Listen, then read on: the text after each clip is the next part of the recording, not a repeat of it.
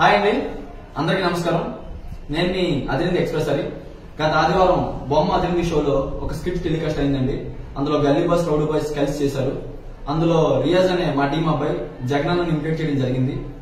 So దానివల్ల ప్రపంచంలో ప్రతి మూలన ఉన్న జగనన్న అభిమానులందరూ మనోభావాలు దెబ్బతిన్నాయండి. సో ఈ ప్లాట్ఫామ్, సోషల్ ప్లాట్ఫామ్ వేదికగా నేను చెప్పేది ఏంటంటే, జగనన్న గారి ప్రతి అభిమానికి, ప్రపంచంలో ఉన్న ప్రతి మూలన ఉన్న జగనన్న అభిమానికి నా హృదయపూర్వక క్షమాపణలండి. తెలుసో తెలియకో ఒక చిన్న తప్పు చేసాం, దాన్ని మీరు పెద్ద మనసు చేసుకుని క్షమిస్తారని మనస్ఫూర్తిగా అనుకుంటున్నానండి.